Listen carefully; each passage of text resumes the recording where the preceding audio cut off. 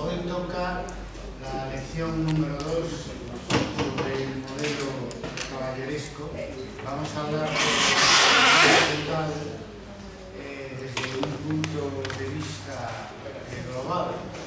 La mayor parte del tiempo que dediquemos a esta segunda lección del curso de mentalidad del segundo semestre en la Universidad de Santiago de Compostela, el mayor tiempo que le vamos a dedicar es hablando sin un apoyo escrito para vosotros, digo, para preparar el examen, salvo la parte final. Lo demás lo voy a decir de viva voz, ¿vale? Por lo tanto, tendréis que usar el vídeo para preparar el examen o el audio, porque hoy vamos a comenzar también las grabaciones de las clases en audio para el canal de Google. Bien, lo primero, para hablar del modelo caballeresco, es hablar del sistema trifuncional. Georges Duny, uno de sus trabajos de historia de la mentalidad, el más conocido, publicó en 1978 un libro, Los tres órdenes o el imaginario del feudalismo, donde analiza, más bien desde el punto de vista cultural, aunque es un tema relevante principalmente para la historia de las mentalidades, ¿no? Lo hizo desde un tema de cómo se reconstruye desde el punto de vista culto eso que se llama el sistema trifuncional, o de los tres órdenes, que venía a decir que la sociedad medieval, yo diría más bien la sociedad feudal, estaba dividida en oratores, delatores y laboratores. Es decir, de oratores o pregadores en galego, que tenían como función pues rezar y rogar a Dios por el alma de los componentes de la sociedad, es decir, los clérigos, ¿no? Los delatores eran los que tenían como oficio la guerra. También a veces aparecen como defensores y se identifican con los caballeros en la sociedad feudal, ¿no? Y el tercer orden es el orden de los elaboradores, es decir, de los trabajadores, literalmente hablando, que fundamentalmente son trabajadores rurales, ¿no? Son campesinos que trabajan para los anteriores, es decir, para los pregadores y para los defensores, ¿no? Bueno, es en realidad una justificación del pago de las rentas feudales, que tenía como objetivo, en el caso de los señores laicos, de los caballeros, pues que ellos pudieran dedicarse al oficio militar, y respecto de los señores eclesiásticos, de los prelados, de los clérigos, era una renta específica que se justificaba porque la Iglesia tenía que dedicarse a una labor de interés común para toda la sociedad, como era garantizar el acceso en las mejores condiciones al más allá de los miembros de esa sociedad. Es decir, que es un sistema de mentalidad, como un sistema colectivo de mentalidad que garantiza, digamos, el orden social, ¿no? Que justifica, explica y asegura el orden social de una manera sumamente efectiva, ¿no? De una manera sumamente efectiva, ¿no? Y que está extendido en el conjunto de la sociedad, aunque ya veremos que es una creación fundamentalmente de los propios señores laicos y eclesiásticos. Es una creación de los prelados y de los caballeros, sobre todo de los que tenían el monopolio de la cultura de la cultura escrita y una gran influencia en la cultura oral, que eran los clérigos, que era la Iglesia, ¿no? De ahí que el punto de partida de la investigación de Georges Duby son dos obispos en el norte de Francia en el siglo XI que por primera vez, eso es uno de los resultados más importantes de la investigación de Duby, que por primera vez en el siglo XI hablan de las tres órdenes, los tres órdenes de la sociedad. Es decir, clérigos, caballeros y campesinos. Y lo hacen naturalmente en fuentes orales, pero que en un momento dado adquieren una forma escrita. En un caso es un poema y en otro caso es una arenga.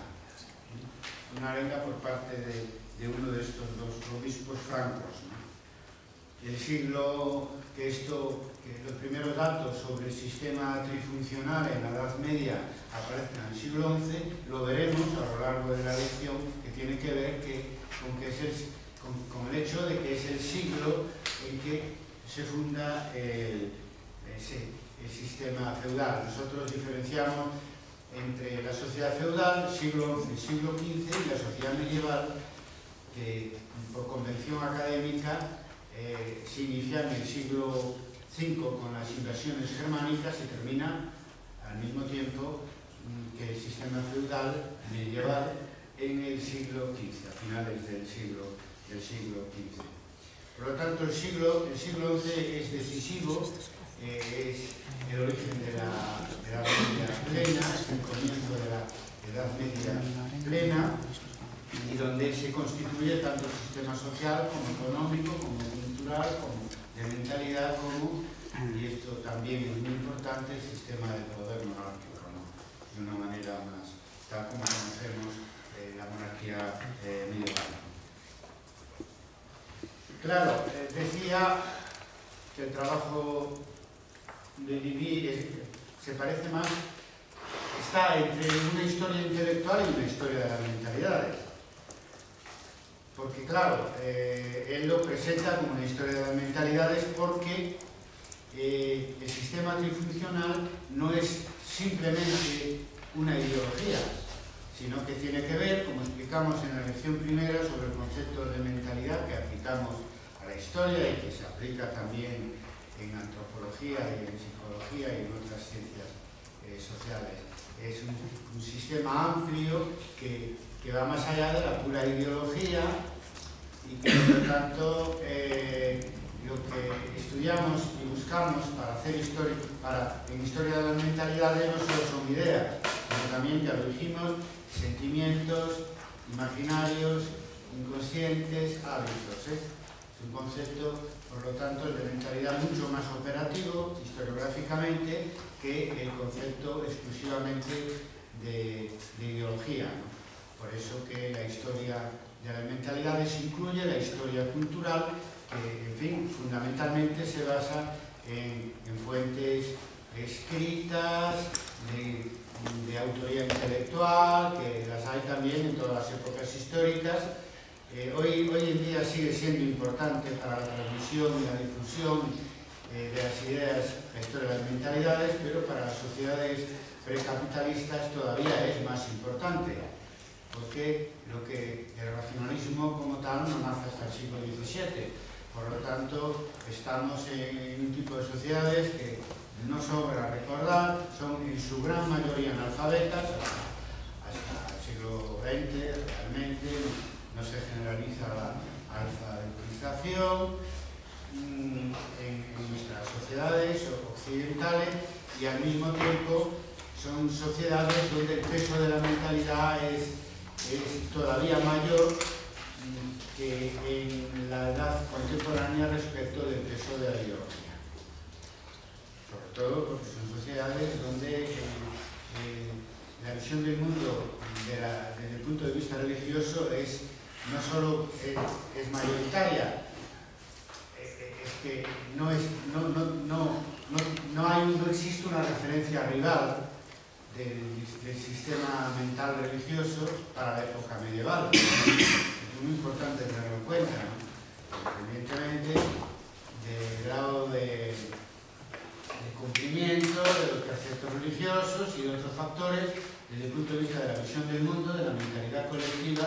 La mentalidad medieval es una mentalidad religiosa por las características de la época, entre otras cosas porque no aparece, digamos, el sentimiento antirreligioso hasta realmente el siglo XVIII, hasta la época de las luces, ¿no?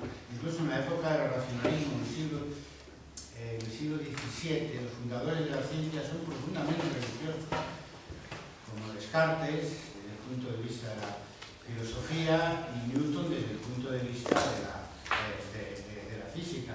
En general, las sociedades tradicionales, pues claro, están muy influidas por un sistema de pensamiento y una cosmovisión, etcétera, de donde la religión juega un papel importante, y en sociedades que interesan a la antropología, pues también el tipo de religión pagana que podían estar vigente en esas sociedades y que en algunos casos todavía están vigentes en algunos lugares del mundo. Y por lo tanto, es muy importante esto. El sistema de los tres órdenes no tendría sentido si no lo aplicamos para sustituir un enfoque de mentalidad, independientemente de que dentro hay un objeto que tiene que ver con la historia intelectual, que es lo que estudia más en detalle Georges. Es decir, qué hombres cultos, qué intelectuales son los que le dan forma a esa idea que estaba ya en el ambiente de la época, incluso es anterior a la época medieval. También lo veremos. Quiero decir que cuando hablamos de que se trata de un sistema mental extendido en la sociedad feudal, quiere decir que también está presente en la mentalidad popular, no solamente en las clases dirigentes, sino, volvemos a lo de antes, no sería operativo desde el punto de vista histórico en este caso. Si las clases populares no creyeran en esto, independientemente del origen intelectual de esta idea de que la sociedad está dividida en tres estamentos, ¿no? Es decir, los clérigos, los caballeros y los campesinos, ¿no? Eso se complica con la aparición de las ciudades y el crecimiento de las ciudades, que es paralelo a la extensión del sistema trifuncional. Entonces, en principio, la burguesía urbana, desde luego los artesanos, pero la burguesía urbana formaba parte del tercer estamento, es decir, del estamento de los trabajadores, ¿no? Aunque era una parte muy minoritaria, porque en la sociedad feudal, claro, la mayoría de los trabajadores y son campesinos, y la mayoría también de su clase dirigente, pues está vinculada al mundo rural, al mundo campesino. Entonces ahí aparece un tercer elemento que ya a finales de la Edad Media ya el sistema a veces ya es cuatripartito más que tripartito, ¿no? Y que anunciará un sujeto histórico muy importante para la época moderna, como es la burguesía, que protagoniza también con las clases populares la Revolución Inglesa en el siglo XVII y sobre todo la Revolución Francesa en el siglo XVIII. Pero bueno, eso es otra historia, posmedieval, ¿no? Estamos hablando de la época medieval, donde todos los que trabajaban estaban incluidos en el tercer estado, que era el estado de los campesinos, muy mayoritariamente.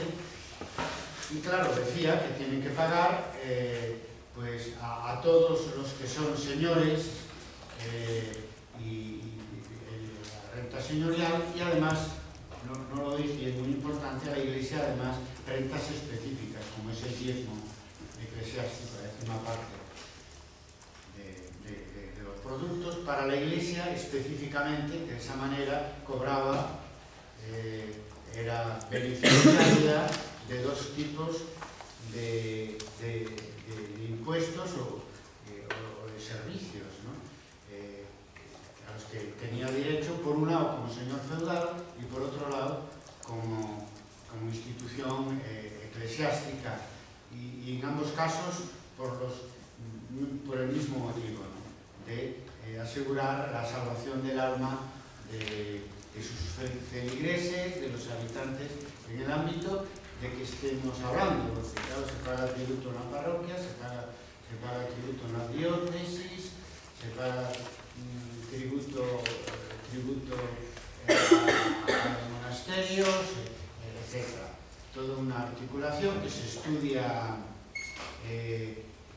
generalmente con un enfoque económico-social, pero que es también muy importante para un trabajo de historia de las mentalidades colectivas, de historia de la sociedad, es decir, la renta feudal desde el punto de vista de la mentalidad colectiva. Que no creáis vosotros que hay muchos trabajos de investigación en esa dirección. En parte porque Legoff, ya lo comenté en la primera lección, en fin, si no lo escribió, por lo menos nos lo dijo a algunos. Yo le escuché decir en los años 90 de que no se había agotado la historia de mentalidades como línea de investigación. Sobre todo, eso lo añado yo, como línea de investigación global, social, es decir, que vincula la mentalidad, en este caso, con el señorío feudal. Y es muy importante, porque si no, no comprendemos el mecanismo de la estructura económico-social de la época, sin entender las motivaciones, por ejemplo, que tenían los campesinos para pagar sus rentas al señor. Claro, hay una idea estereotipada que tenemos que combatir los medievalistas y los estudiantes de historia medieval, es que el sistema feudal funcionaba por la pura coerción. Ningún sistema social en la historia funciona por pura coerción durante siglos, ¿no? Durante siglos, es decir, sino que tiene que haber alguna forma de consenso. Marx en los fundamentos, lo que se llama fundamentos de las economías precapitalistas, un trabajo previo al Capital, dejó siempre muy claro que en la época contemporánea, diríamos nosotros, del capitalismo, la relación entre el trabajador y el poseedor, el empresario, el burgués en la época contemporánea, y los señores, la aristocracia de la época antigua, los señores de la época medieval, la relación era muy distinta, porque en la época contemporánea, si no trabajas, no comes, porque no recibes un salario y no tienes otro medio de ingreso. Y, sin embargo, en las épocas anteriores al capitalismo, en las formaciones sociales anteriores al capitalismo, es decir, tú, si no pagas tus rentas, no solo sigues teniendo medios para tu sustento, sino que tienes más medios para tu sustento. Con lo cual, en este tipo de sociedades, claro, tiene que existir alguna forma de presión por parte del poder, claro, del poder señorial y en general de la monarquía, para asegurarse de que los trabajadores del campo y de la ciudad también paguen sus rentas, pero como eso nunca es suficiente, necesitaban también generar una mentalidad colectiva donde se creara la realidad o la ficción, ambas cosas son ciertas, de los beneficios que obtenían los campesinos, los artesanos y hasta los propios burgueses para pagar, si pagaban religiosamente, valga aquí el término, sus rentas a los señores laicos y a los señores eclesiásticos por razones distintas. A todos porque finalmente están obligados, porque eran vasallos de ellos, pero a los señores muy especialmente porque eran los caballeros a los que le tocaba defender al conjunto de la sociedad, y a los señores eclesiásticos, a los prelados, porque eran los que, además de ser señores su jurisdicción tenían la altísima función de garantizar con sus rezos y la atención a sus feligreses el acceso al más allá, decía antes, en las mejores condiciones. Esto es así hasta el punto de que la Iglesia en los conflictos utilizaba con frecuencia, en la época medieval, sobre todo en la Baja Edad Media, que es cuando hay más conflictos, por ejemplo, la excomunión y el entredicho. El entredicho es la excomunión es simplemente la expulsión de la Iglesia, ¿no? Con todo lo que eso significaba para que tuviera fe y creencia en el más allá, que era la inmensa mayoría de la sociedad. Y el entredicho es sencillamente, pues no había bautizos, no había bodas. Bueno, lo de las bodas a lo mejor no nos preocupaba tanto, ¿no? Porque, bueno, había bastantes matrimonios que no pasaban por la Iglesia en la época medieval. La Iglesia los consideraba matrimonios clandestinos, pero, por ejemplo, no había entierros tampoco. Es decir, quedaban los cuerpos sin sepultura, porque era una especie de huelga eclesiástica que era una especie de medida excepcional que tomaba pues, el obispo correspondiente o la autoridad eclesiástica correspondiente en un momento que tenía conflictos con sus vasallos en cuestiones de renta. Entonces ellos utilizaban eso que era efectivo. Pues de alguna manera sí, porque hoy todavía en las culturas tradicionales, pues dejar un cuerpo sin sepultura, pues eso se considera un agravio importante, ¿no? Incluso para los no creyentes, ¿no? Es decir, por mucho que se incinere, pues eso todo después, pues claro, bueno, en la cultura norteamericana se llevan las cenizas para su casa, pero a la que nosotros pertenecemos igual van al cementerio, ¿no?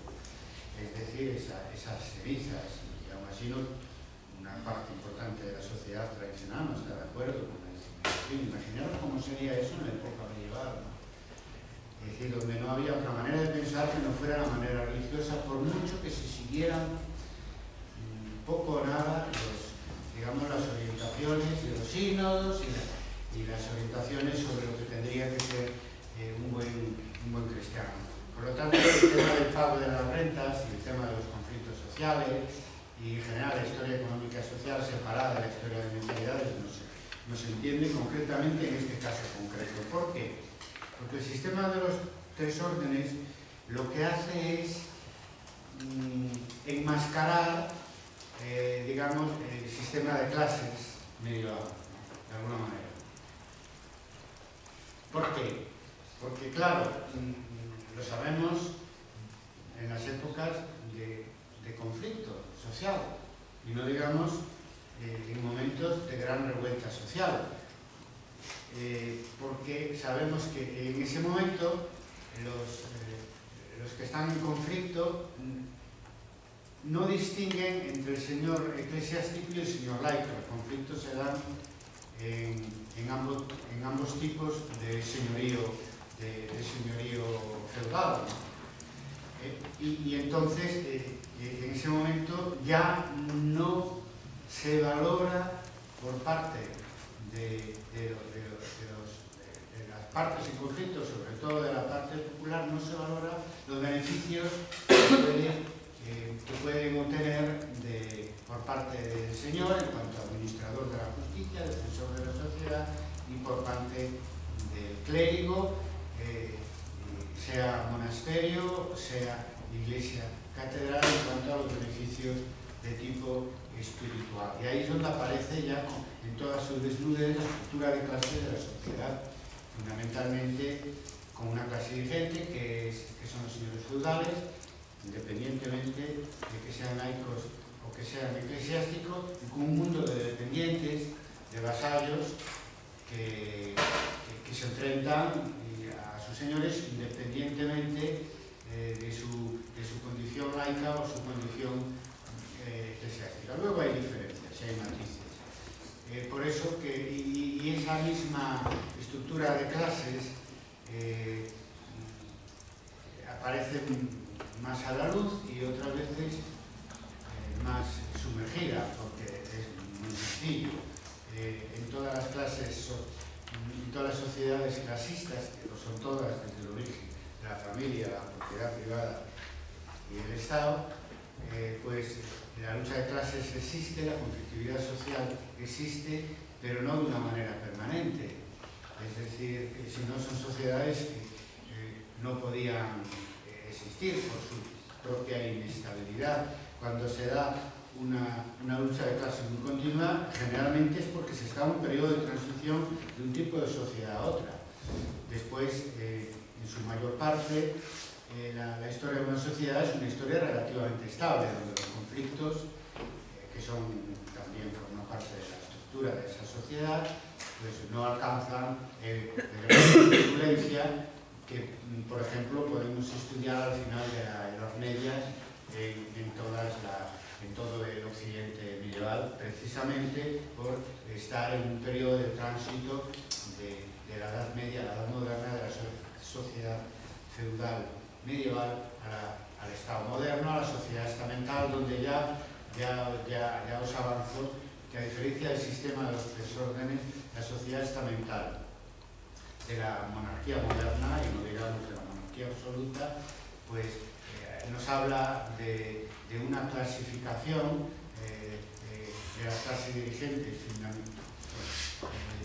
principalmente ordenada desde el poder público, desde el propio Estado. No tiene nada que ver con la sociedad de los tres órdenes, porque en esa sociedad, como todo lo que tiene que ver con la época medieval y el Estado es muy débil, esto funciona como un mecanismo interno a la propia sociedad y a la mentalidad de las personas que la componen. Es una creencia colectiva que estos tres tipos de personas, diríamos sociólogos, tres tipos sociales que se dan en esta sociedad feudal y que son considerados así y justificados desde el punto de vista social, político y económico por todas las partes que constituyen esa sociedad, sobre todo lo que a ellos les interesaba más es que fuera entendido así por la mayoría de la sociedad, que eran los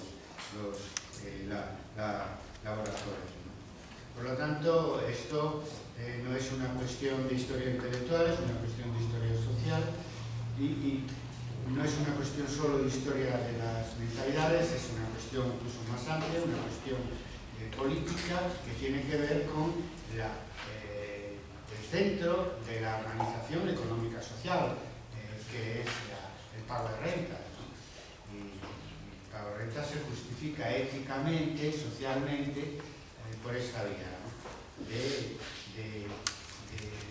es la vía de las tres funciones. La función social, diríamos, que corresponde a los trabajadores, la función clerical, que corresponde a los prelados, y la función militar, que corresponde a los caballeros. Eso lleva, digamos, a dos tipos de comportamiento social que son bien diferenciados, que se diferencian muy bien en la clase dirigente en las sociedades feudales, que es el modelo caballeresco y el modelo eclesiástico. En el primer caso se habla de la caballería como la forma de comportarse socialmente por parte de la nobleza laica, y después hay que considerar lo que se llama el modelo del buen prelado, ¿no? Es decir, el prelado es justamente un eclesiástico que tiene jurisdicción y que tiene vasallos y rentas, ¿vale? Entonces, a la hora de hablar de la Iglesia como la parte no laica de la clase feudal, de la clase dirigente, hay que hablar más bien de los prelados, ¿no? Los clérigos son los que dedican su vida a la Iglesia, ¿no? Pero, claro, no todos los clérigos son detentadores de rentas.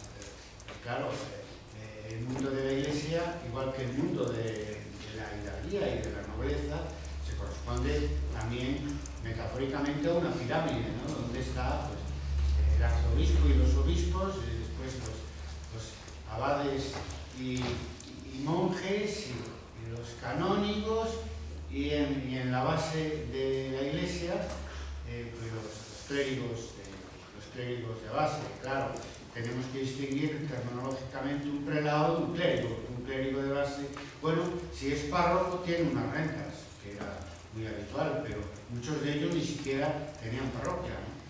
Y por lo tanto no es como hoy que pues bueno, la inmensa mayoría de los sacerdotes pues tienen parroquias en Galicia y en otros lugares más de una, y de dos, y de tres, y hasta cuatro, ¿no? Por la falta de curas, ¿no? Pero en aquella época había muchos clérigos, los más pobres, que no tenían parroquia ninguna, ¿no? Por lo tanto, el prelado, sobre todo, es un término que está pensado para pues, el canónigo, hasta arzobispo, para arriba, ¿no? Es decir, de los estamentos de la parte media y alta, digamos, de los prelados. Más bien, ellos no utilizan ese nombre de prelado. Por eso, cuando los hermandiños se levanta, en 1467 dice que se levanta la gente común del Reino de Galicia contra señores, prelados y caballeros. El término señores, digamos, incluía el concepto de clase social, y después, para más detalles, a veces, en las declaraciones orales, decían prelados y caballeros, para diferenciar la función eclesiástica de la función militar. Aunque en una revuelta tan radical y que afectó tanto al conjunto de la sociedad como la revuelta irmandiña, naturalmente lo que predomina es un concepto de clase, ¿no? En cuanto a quienes son sus adversarios, aunque muchas veces hablaban también de los señores de las fortalezas, pero queda muy claro que no hacen distingos a la hora de derrocar fortalezas entre señores laicos y señores eclesiásticos, salvo, lo hemos dicho ya, en el primer semestre, en el curso donde hemos hablado más sobre el tema de los irmandiños, ya hemos dicho cómo podían respetar, y respetaron en la mayor parte de los casos las ermitas y la propia iglesia catedral, las ermitas que podía haber dentro de las fortalezas, que también es una prueba de, en fin, cierto respeto de la función de los clérigos, de la función de los pregadores, ¿no? Que es muy importante incluso en periodos de gran confrontación social, pero que naturalmente la confrontación es contra los prelados como señores feudales, no como hombres de iglesia, porque sabemos, entre otras partes, que no hay un sentido antirreligioso en la revuelta, sino todo lo contrario, un sentido pro-religioso, porque ellos se sentían que su revuelta estaba patrocinada por Dios, etcétera, y está en el nombre de la Santa Hermandad. Bien, esto de estudiar en esta lección el modelo caballeresco, la caballería feudal desde el punto de vista de la mentalidad colectiva, pues sería una aplicación de lo que vimos en la primera lección, de cómo hacer historia de las mentalidades colectivas, cómo hacer una historia social de las mentalidades, es decir, hacer una historia de las mentalidades que no esté separada de la historia política, de la historia social, de la historia económica, como en buena medida se hizo en Francia en los años 70 y 80, incluso se hace hoy en día. Definiríamos el modelo caballeresco como un conjunto de virtudes y de funciones que tienen los caballeros a partir del momento que los caballeros son ya señores feudales, o mejor dicho, al revés, a partir del momento que los señores feudales, digamos, hacen suya la mentalidad caballeresca. Y pues en los tratados de caballería y tal aparece un listado de virtudes de buen caballero, que para el objeto nuestro de hacer historia social de las mentalidades yo reduciría a dos. de virtudes del buen caballero. En primer lugar, las que tienen que ver con el valor y el honor. Es sumamente importante porque estamos hablando de la función militar. Y el valor en el combate se da por supuesto, es decir, no se puede ser caballero si se es cobarde. Y el buen caballero, ante todo, es valiente, incluso heroico. De manera que, por ejemplo, una fuente anticaballeresca muy crítica con prelados y caballeros es la poesía burlesca medieval en Galicia, que son las cantigas de Maldicer, ¿no? Y ahí lo que, si querían ridiculizar a un caballero, lo que hacían es, con sinónimos de una manera, en fin, y con gracia, poesía cantada también, pues tacharlos de cobardes, ¿no? Esa es la ciudad ofensa para un buen caballero. El valor frente a la cobardía y el honor, que está muy vinculado, claro, pensamos en el honor del linaje, ¿no? El honor del linaje, la memoria genealógica de una familia. Pero claro, esa memoria de esas familias, para la época moderna, pues se remite justamente a la época medieval, que es cuando se forman esas casas nobles, unas con mayor éxito, otras con menos éxito, ¿no? Y el éxito tiene mucho que ver con el honor, sobre todo de la cabeza del linaje, y el honor de la familia. Y el honor es un problema vinculado a hacer el bien y no el mal, pero a su vez también vinculado a el comportamiento en la guerra, en el combate, en el uso de las armas. El arriesgar o no la vida en la guerra feudal, que no quitaros de la cabeza la idea contemporánea de guerra, ¿no? O sea, eran guerras con ejércitos pequeños y con un número de bajas muy reducido comparado con lo que luego pasó en la época moderna, no digamos en la época contemporánea, ¿no? Entonces, en ese sentido, para lo que era la guerra feudal habitual, que son luchas de bandos, etcétera, pues naturalmente el comportamiento en el combate es muy importante. La primera virtud caballeresca, vinculada a eso el tema del honor, porque tanto el honor como el valor de un caballero guardan relación directa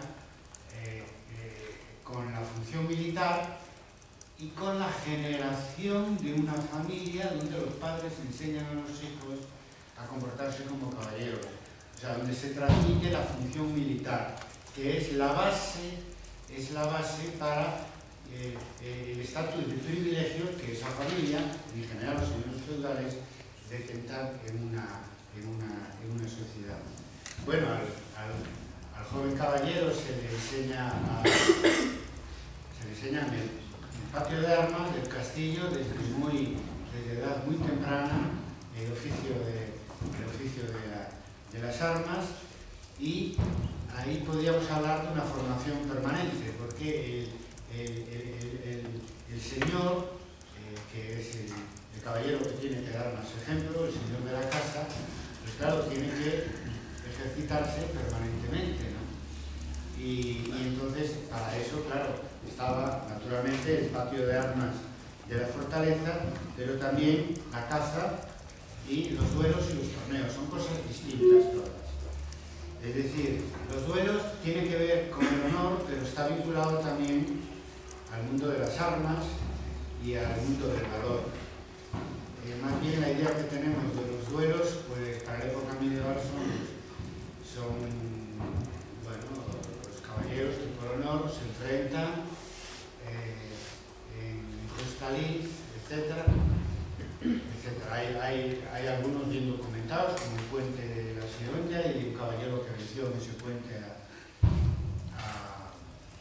a a múltiples caballeros que se atrevieron a enfrentarse a él, y no es solo una figura literaria, porque ya veréis, si no lo tenéis claro, hasta con lo que llevamos a hablar, de que esto está en la literatura y está en la vida real. Es muy difícil separar en la época feudal lo literario de lo real, y los duelos son reales, etc. Y dirimir en duelo, por ejemplo, un hecho militar, pues eso se hacía. Yo, por ejemplo, los últimos defensores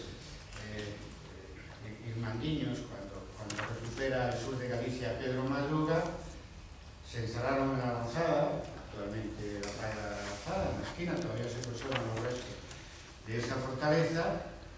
Cuando la gente de Pedro Madruga quiso ya, como decían ellos, desbaratada la Santa Hermandad, echarlos de la Lanzada, pues hay un duelo entre los defensores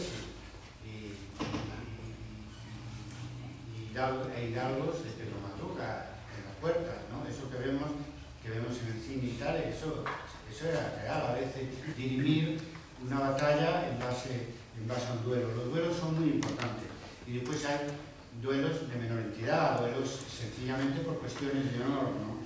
Los torneos forman parte del ocio caballeresco en las sociedades feudales, y es una manera de mantener entrenados a los propios caballeros, y la caza juega también un papel tremendamente importante, porque la caza era también la manera de mantener permanentemente preparados para la guerra y a los propios caballeros. Por lo tanto, por ese lado, más vinculado a la función militar, están el valor, el honor y otras atribuciones morales, digamos, que se corresponden con las virtudes caballerescas.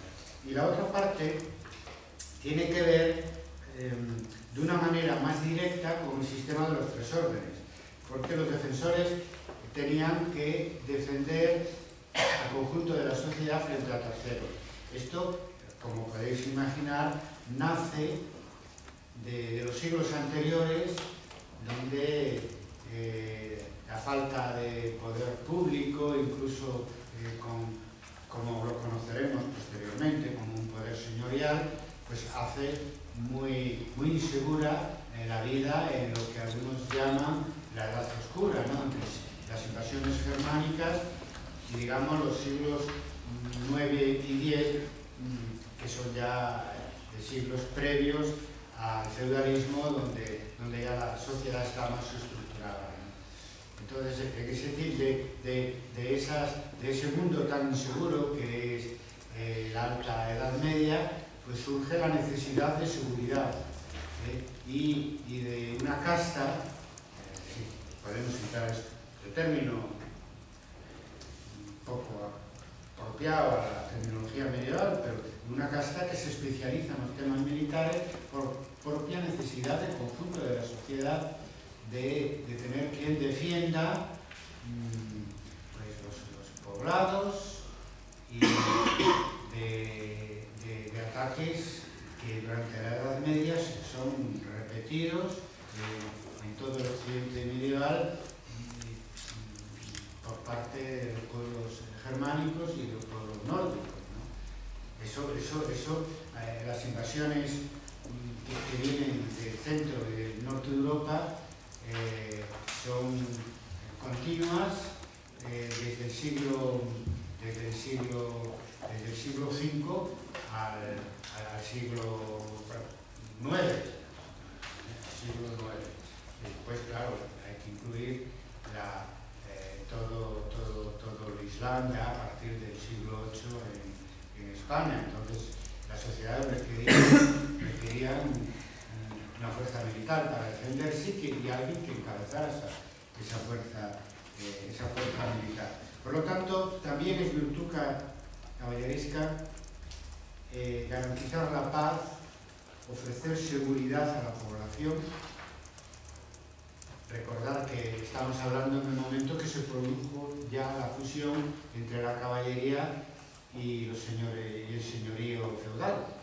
y entonces tienen que garantizar esa seguridad, esa paz en su jurisdicción y la justicia. Y es donde aparece ahí como una función también de los defensores, extendida a todos los señores feudales, incluidos también los señores eclesiásticos, de la administración de la justicia. O sea que la vinculación que siempre ha tenido el concepto de justicia con el concepto de seguridad y el concepto de paz, que esas tres virtudes, que no solo son virtudes caballerescas, son virtudes muy reconocidas por el conjunto de la sociedad, en la mentalidad de la época, siempre aparecen muy vinculadas. Por eso cuando hablamos de la administración de la justicia, estamos hablando siempre estamos definiendo el poder político en la época medieval, donde la administración de la justicia era fundamental. Y tan fundamental como que es el segundo argumento utilizado para el pago de rentas, ¿no? Es decir, que el tener seguridad incluía el tener justicia, y se consideraba que el caballero, y a su vez señor de la jurisdicción, tenía que mantener su jurisdicción en paz, segura y justicia, ¿no?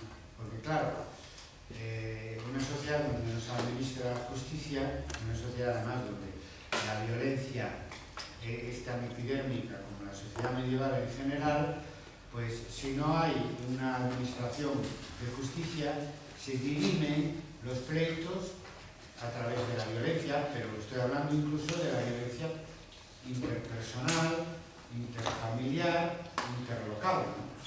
Por lo tanto, eso vincula, o sea, si quieres tener paz, tiene que haber justicia, o sea, tiene que haber manera de dirimir los conflictos civiles sin acudir a la violencia a través de un sistema de administración de justicia, que es el sistema feudal de administración de justicia. Por lo tanto, tenemos estos dos tipos de valores, los que tienen que ver directamente con la función militar y los que tienen que ver con la función, digamos, más social, de garantizar la seguridad, la paz y la justicia, pero eso solo lo pueden hacer quien tenga armas y quien conozca el oficio de las armas, porque es cierto que cuando las invasiones, un obispo de Santiago fue a defender Santiago cuando las invasiones vikingas en Catoria, y es verdad que los arzobispos de Santiago, a lo largo de la historia, desde el comienzo del obispado de Santiago hasta el siglo XV, pues hubo arzobispos guerreros, ¿no? Pero fue una excepción en el caso de Galicia. El oficio militar requiere pericia, entrenamiento y una serie de virtudes especiales, ¿no? No todo el mundo sirve para una cosa y para la otra al mismo tiempo, para ser soldado y para ser al mismo tiempo caballero, ¿no? De hecho, en las familias nobles, a veces no, con frecuencia se orientaba a uno de los hijos al oficio militar y al otro al oficio eclesiástico, en función también de sus propias habilidades y capacidades y del buen entender del pater familias. Y entonces, bueno, algunas veces se equivocaron con Pedro Madruga, que lo prepararon para clérigo y después fue un caballero con unas características muy peculiares a las que haremos referencia más tarde. Todos estos valores caballerescos vinculados a la función militar y a la función social de la caballería feudal son propios de la tradición oral y de la literatura. Siempre que hablemos de una cosa y de otra, siempre vamos a insistir en que no se puede, en general, separar la literatura medieval de la tradición oral. porque están intrínsecamente unidas buena parte de la literatura medieval tiene origen oral, y después toda la literatura medieval que no tenga tanto origen oral y se precie, tiene que buscar una difusión oral a través de lecturas, de colectivas, etcétera, porque estamos hablando de una sociedad analfabeta en su conjunto y donde ni siquiera la nobleza pues estaba alfabetizada de una manera concreta, porque sino que no todos los nobles sabían leer y escribir y no todas las familias, ¿no?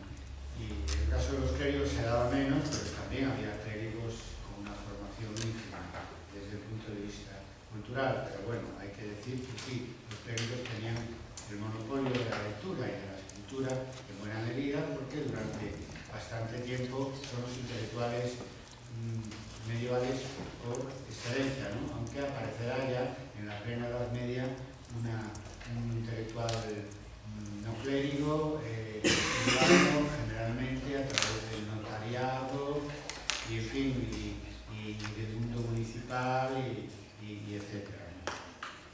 Entonces, en cualquiera de los casos, bien por ser origen, bien por su origen, bien por su desarrollo posterior, la literatura medieval no se puede separar de las tradiciones orales. De ahí que cuando estudiemos la mentalidad colectiva, claro, desde el punto de vista del modelo caballeresco, cómo se forma, cómo está presente en las sociedades, cómo evoluciona como tal modelo, no es lo mismo que nace en el siglo XI y el modelo caballeresco tal como se practica a finales del siglo XV, ¿no? Y veremos también que los propios modelos de comportamiento, eso se ve muy claramente en el siglo XV, pues es practicado y sentido de manera muy diferente, por ejemplo, en la oligarquía feudal, en comparación con los propios estamentos medio y bajo de la propia nobleza.